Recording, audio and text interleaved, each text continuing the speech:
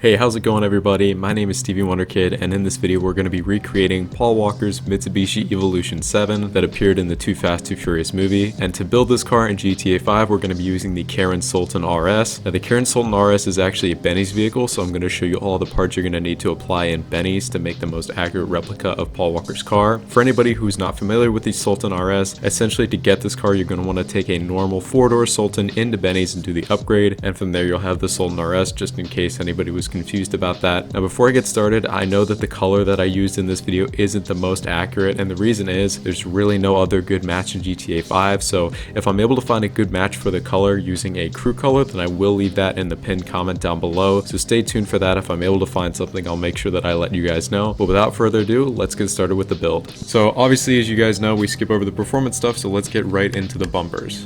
Now the bumper that I chose for the front is called the C2 loop bumper. Now a lot of builds that I've seen have gone with the C1 loop bumper. The only reason why I didn't choose this is because there's a little lip, kind of like a little seam right below the headlights, if you guys can see here. Not a super huge fan of the look of that, which is why I went with the C2 loop bumper. There's very little difference between the structure of the C1 and the C2 bumper. There is no lip there, and I think it looks way better, and I think it looks a little bit closer to the actual bumper on his Evo. Moving on to the rear bumper, Paul Walker's has very little going on for the rear bumper, so we just went with the clean cut. Unfortunately, there's no option for the rear exit exhaust, but this is the best match you're going to get with the clean cut rear bumper.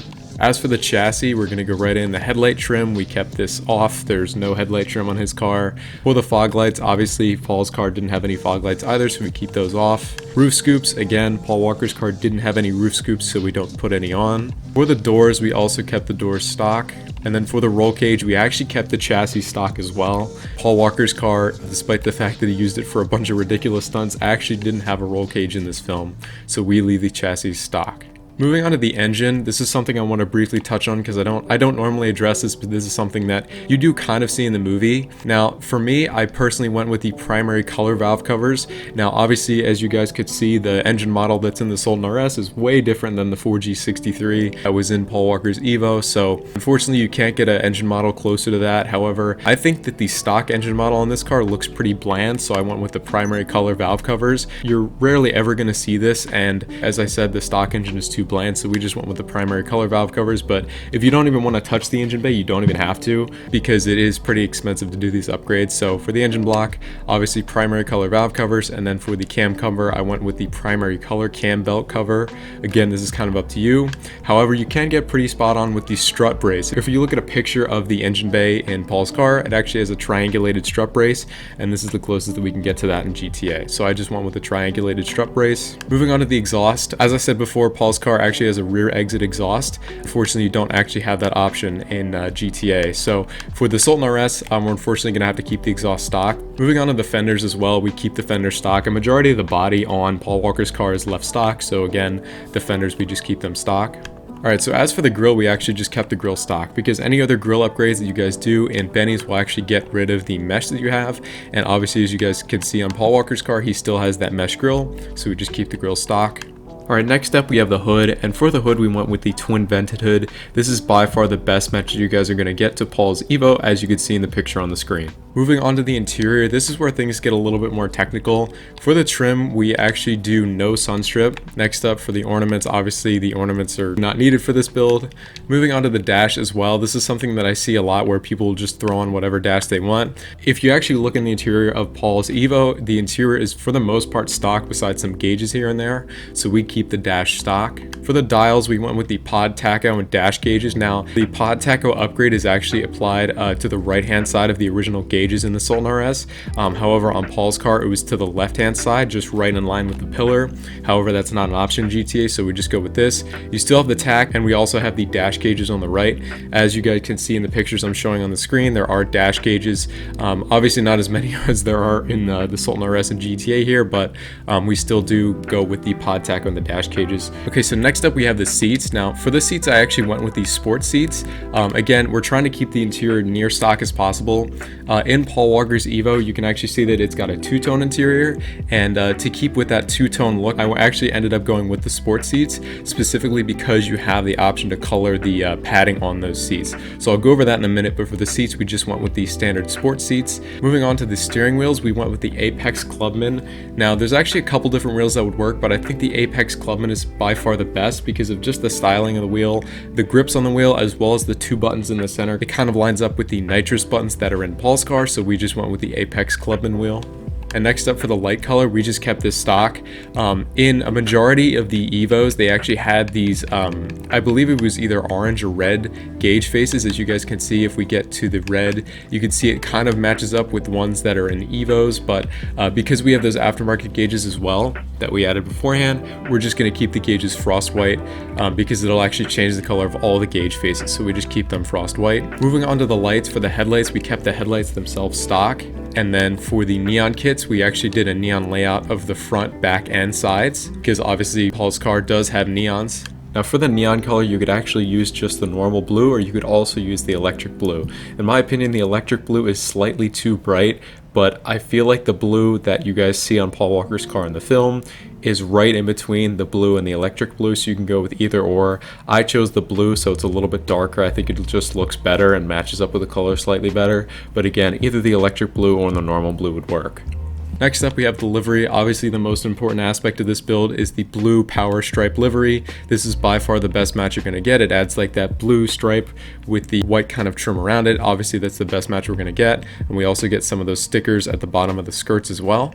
Next up for the plate, I'll actually show you guys what the number is on the plate. It was hard for me to read, but I will have a picture of it in case you guys want to reference that. This car does have a Florida plate, so I think any of the blue on white plates would work the best.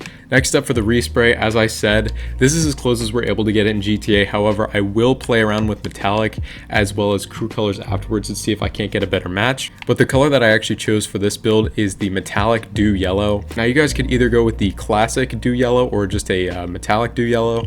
I went with the metallic dew yellow to see if any pearlescence would get me closer to the color on his car, and unfortunately I wasn't really able to get anywhere with that, so I just went with the standard metallic dew yellow for both the primary, obviously, and the secondary colors. Next up, moving on to the trim color, because obviously, again, Paul Walker's car, as you saw earlier in the pictures of the interior, it actually has like this two-tone look to it. So we ended up going with the ice white trim color. As you can see, it will actually change the color of the fabric trim on the door panels as well as the trim on the seats as well.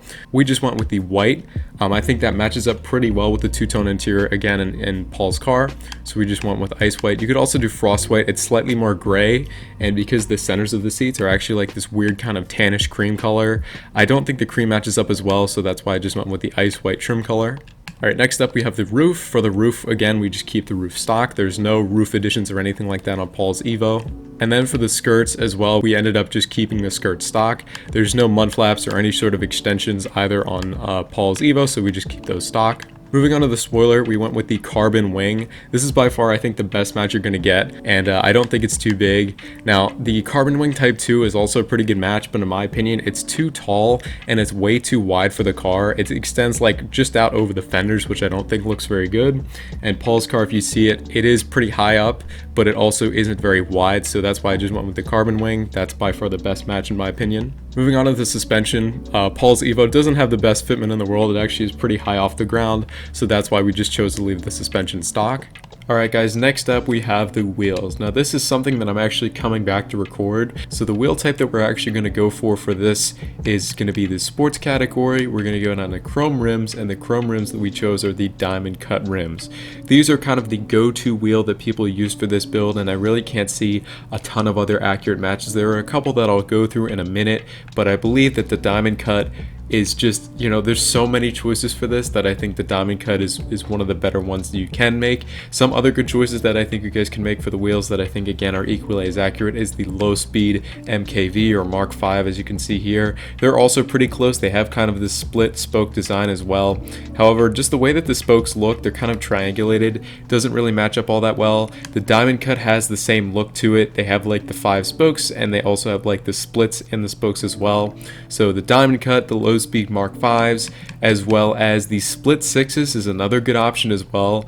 You really get the split spoke look for this one, however they are 6 spokes obviously. So the split 6 wheels, the low speed Mark Vs, or the diamond cut are equally pretty accurate for this build. Another choice that I think you could also make is going into the chrome high-end wheels and going with the blade wheels as well. Those are also pretty accurate. However, just the way that they look, it looks kind of like there's 2 layers on the face of the rim. So you could go with these, or you could go with the other rims that I mentioned as well. They're all going to be equally as accurate in my opinion. So yeah, pretty much up to you and down to your personal preference for this one. And then finally, for the wheel color, obviously again the wheels are chrome, so we don't touch the wheel color, and then the tires, we also just leave the tires stock. And then we have the window tints. After looking at a bunch of pictures of Paul's car, there aren't really any noticeable window tints. There's no real dark tints, so we just keep these stock. We just don't do any window tints. You could do a light smoke if you wanted to. I think it's a little bit too dark, so I just kept the tint stock.